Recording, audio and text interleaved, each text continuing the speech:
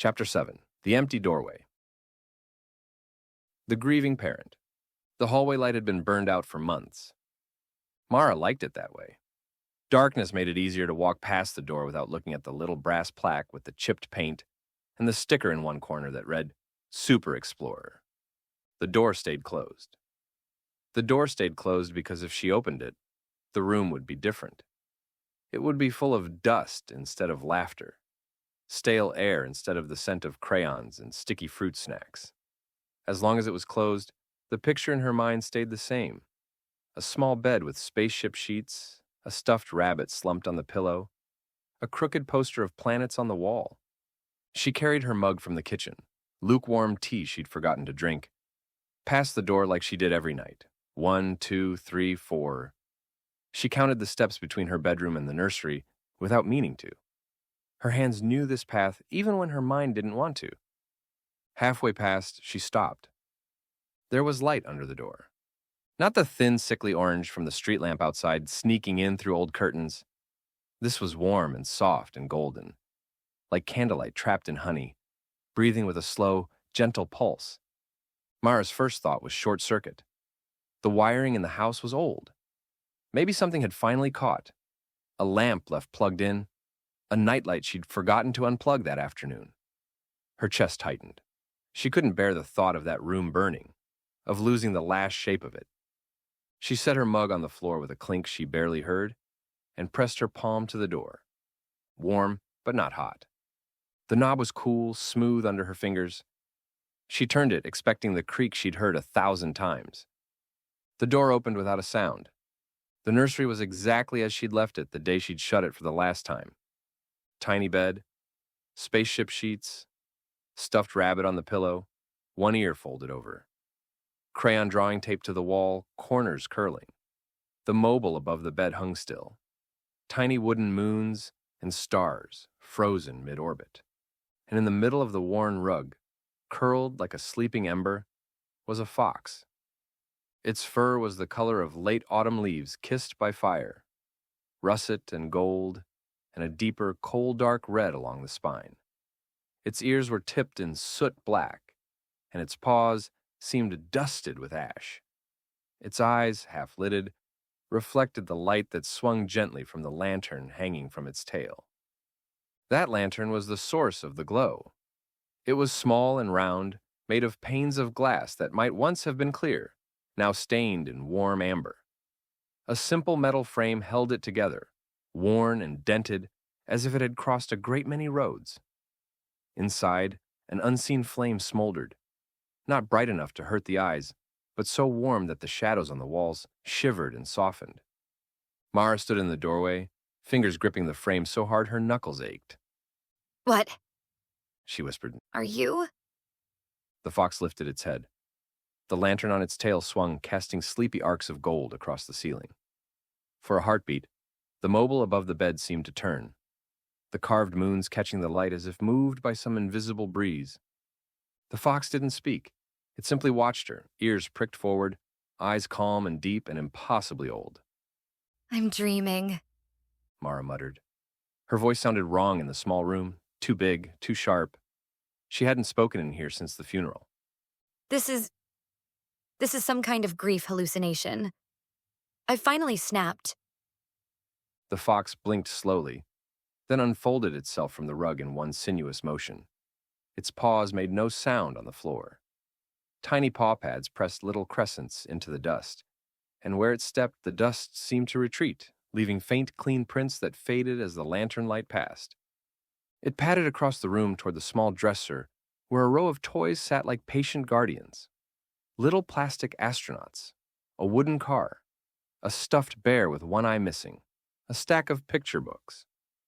The fox paused by a faded blue ball with a chipped silver star painted on the side. Mara's breath caught. "Nico's ball," she said, before she could stop herself. The name slid out and hung in the air, heavy and bright, like a star that had forgotten how to fall. The lantern brightened.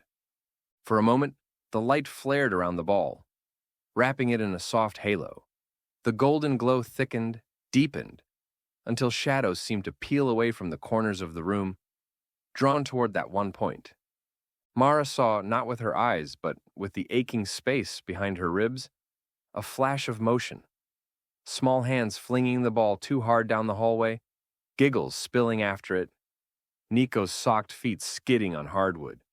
Again, Mama, again. She shut her eyes. The memory pressed at her, sharp and tender. When she opened them, the fox had the ball in its mouth, the lantern on its tail swaying gently. It turned toward her, head tilted as if asking a question. I can't. She whispered. I can't do this. I can't. The fox brushed past her in the doorway, fur whispering against her leg. Warmth radiated from it, not hot like fever, but like holding your hands over a hearth on a winter night. The lantern grazed the frame as it passed, and for a heartbeat, Mara thought she saw soot-dark paw prints dancing along the wood, circling the door like a small, patient orbit. The fox padded into the hallway. It paused, looking back over its shoulder, lantern swinging gently. An invitation. Mara found herself following before she decided to move. Out of the nursery, down the hall with its familiar creaks and small scars in the paint. Past the bathroom where she'd sat on the floor and sobbed into a towel so no one would hear. Past the coat closet with the bright yellow rain jacket still hanging inside. Too small now for anyone. The house was strange in the lantern light. The familiar lines of furniture blurred at the edges. The framed photos on the walls seemed deeper somehow, the faces inside them more alive. Mara caught glimpses as she passed. Nico at 3 with ice cream on his chin, Nico at 4 holding up a lopsided snowman. But the fox never stopped, and neither did she. It led her to the front door. You want to go outside? She asked, voice brittle. It's the middle of the night. The fox sat back on its haunches, ball at its feet, lantern swaying softly. It looked at the door, then at Mara. Her hand shook as she worked the deadbolt. The outside world felt too big, too loud, too indifferent these days. She went out only when she had to. Work, groceries, appointments, where strangers said words like processing and stages and acceptance. The latch clicked. Cold air slipped in around the edges, smelling of damp pavement and distant wood smoke. The fox slipped through the opening as soon as she cracked it, tail lantern swinging like a private star. Mara hesitated on the threshold. The porch steps fell away into darkness. Streetlights flickered far off, their usual harsh glare dimmed and softened by the fox's glow. The houses opposite looked quieter, somehow, their edges blurred like watercolor. The world felt both more solid and less real, like stepping into a photograph you'd looked at too often. Mara drew a ragged breath and stepped outside. The fox trotted down the walk, paws leaving faint smudges of light on the concrete that faded with each step. The night seemed to bend around it, sounds muffled. No hum of distant cars, no sirens, just the soft brush of fox fur, the faint clink of glass as the lantern swayed, the sound of her own breathing. They turned down the street. The way the lantern lit the sidewalk was strange. It didn't simply push the darkness away. It carved a small, moving bubble of warmth in which each crack in the concrete, each fallen leaf, each weed, pushing through the edges, was illuminated with almost reverent care. They walked past the closed corner store, past the bus stop where she used to wait with Nico, his small hand tucked in hers, his backpack always a little too big. A gust of wind stirred the advertisement poster there, and for a second she thought she saw a different picture entirely. A wooden sign with a fox etched into it, a lantern hanging beneath, swaying in a wind that didn't touch this street. She blinked, and the image was gone. Just a smiling actor holding a paper cup of coffee remained. The fox looked back once, as if checking she'd seen it. Where are we going? Mara murmured, even though she knew it wouldn't answer. The fox padded on. They reached the park. The gate, old, chipped green metal, stood slightly ajar. The fox slipped through the gap without slowing. Mara swung the gate wider with a dull squeal of hinges, flinching at the sound cutting through the softened night. Inside, the park was empty. The swing sets stood in a row, like waiting question marks. The slide gleamed faintly. The sandbox was a pale smudge in the earth, ringed by tiny abandoned footprints that belonged to no one now. This was the last place she'd been with Nico before. She drew in a breath so fast it hurt and clutched at the ache in her chest. The fox walked to the middle of the playground and set the blue ball down. The lantern brightened, stretching shadows long and thin across the grass. The slide's metal seemed to catch the light like a blade. The chains of the swings glowed softly, each link outlined in gold. For a moment, the park wasn't empty. In the lantern's radiance, Mara saw quick hands grabbing at the swing chains, saw short legs pumping, heard a laugh like a bell. She saw herself from the outside, pushing, saying, Higher? You're brave, little comet. and Nico's answering shout, I'm not little. but there was no body in the swing now. Just wind gently rocking the chains, squeaking quietly. The lantern dimmed again, returning the park to hollow stillness. Mara sank onto the nearest bench. The wood was cold under her, damp from earlier rain. Her hands trembled in her lap. Tears blurred the lantern's glow into a soft smear of gold. It's not fair. She whispered. He should still be here. He should be running. He should be... Her throat closed. The fox stepped closer. Without ceremony, it hopped up onto the bench beside her, light lantern tail resting along the back.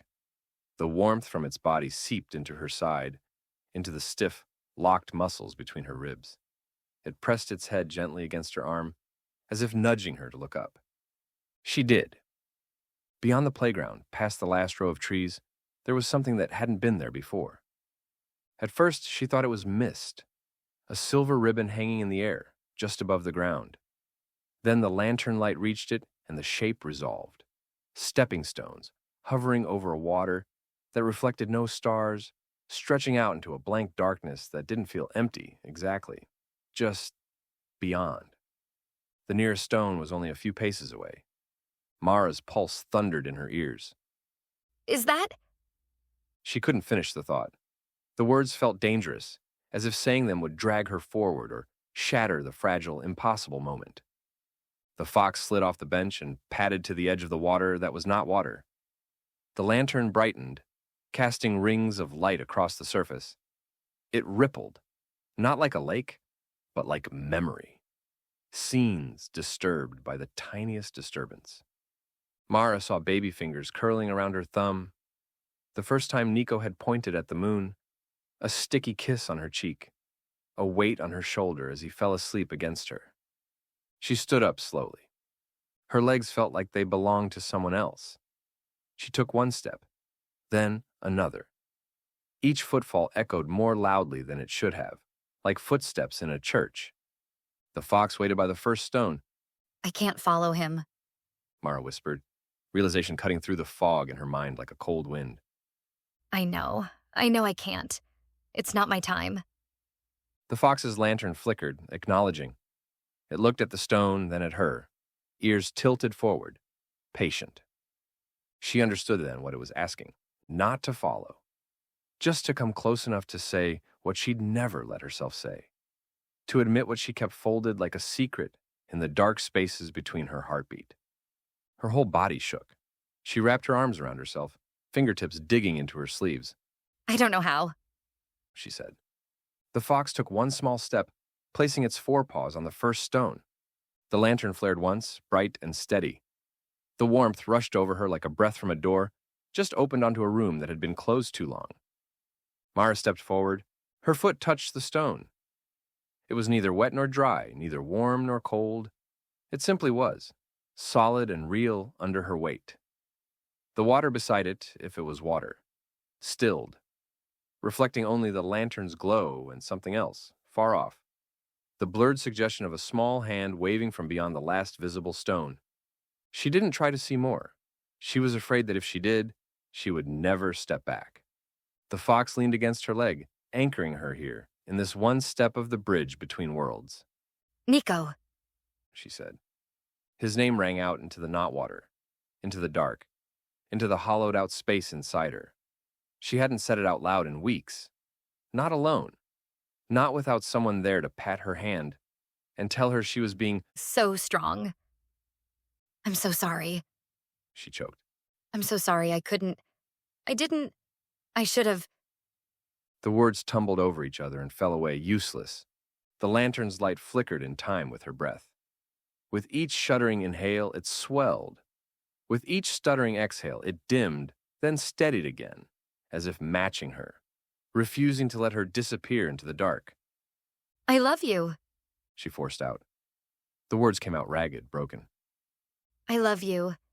And you're not here, and it hurts, and I don't know who I am without you. And I feel so guilty every time I laugh because it feels like leaving you behind. And I don't know how to carry all this and still go on, but Her voice cracked. Tears blurred everything into gold and black. And I will. She whispered. I will go on. I'll keep going. I'll carry you with me. Not like this. She gestured vaguely toward the dark park, the locked hallway, the closed door waiting at home. Not frozen. Not stuck. I'll try to live. For both of us. Somehow? The words didn't fix anything. They didn't bring him back. They didn't erase the silence that would always echo where his laugh had been. But they did something small and important. The lantern's flame surged, shooting a thin, bright beam over the water. It struck the farthest visible stone and shattered into 1,000 tiny embers that drifted slowly back toward her, falling not into her hands, but into her chest, sinking without heat or pain. The weight inside her shifted. Grief was still there, but the sharpest edge dulled, wrapped in something gentler. Not acceptance. She wasn't ready for that word, but an admission that the love didn't have to be a locked door, that it could be a lantern she carried forward, light leaking through the cracks. The fox stepped back off the stone, leaving her there. It looked up at her, eyes reflecting not only the lantern's glow, but the faint light that had kindled behind her own. Then, with a small, decisive shake of its fur, it turned and padded back toward the playground. Mara wobbled as she stepped off the stone. The world felt too heavy and too light all at once. When she glanced back, the water and stones were gone. Only the field stretched behind the playground, damp and dark and ordinary. The night noises crept back in. A distant car, a dog barking somewhere, the whisper of leaves. The fox waited by the gate, tail lantern dimmed to a quiet ember. Mara followed it home. The streets were the same and not. The bus stop was just a bus stop again, though for a moment she thought she heard the faint clatter of mugs and the low murmur of voices, as if there were a warm room just out of sight somewhere beyond the glass, somewhere travelers rested before moving on. If such a place existed, she thought, the fox would know the way. Back at the house, she paused on the front step. The porch light she'd never replaced was still dead. Only the lantern lit the chipped paint, the worn welcome mat, the hairline cracks in the stairs. The fox paused by the threshold, looking back at her. I don't want to close his door anymore. She heard herself say. Not like a tomb. And I don't want to keep it frozen either. Her hand moved to the doorknob. Inside, the hallway felt different. Not because anything had changed, but because she had. The darkness was the same, but it no longer felt like a wall. It felt like a canvas, waiting for the smallest mark. The fox padded straight to the nursery and sat before the open door. For the first time since that awful day, Mara stepped into the room with the lights off and didn't flinch. She went to the bed and picked up the stuffed rabbit, its fur worn thin in patches, one eye slightly loose in its socket. She hugged it to her chest and inhaled dust and faint, lingering traces of laundry soap. I'll keep this, she said softly. The fox's lantern brightened in approval. She moved slowly, carefully. She opened the blinds a little, letting the first thin threads of dawn sneak in. She cracked the window an inch to let the stale air breathe. She righted the picture on the wall that had been hung crooked for months. She didn't pack anything yet. That would come later. Not today, and maybe not tomorrow. But the room was not sealed anymore. Not a reliquary. Not a wound she refused to look at. Just a room, filled with memories and quiet and light. By the time the sky outside had paled to soft gray, the fox was curled again on the rug. Its eyes were closed, but the lantern still glowed faintly, a drowsy coal. Mara knelt beside it. She didn't try to pet it. Somehow, that felt like the wrong kind of touch, too casual for whatever it was.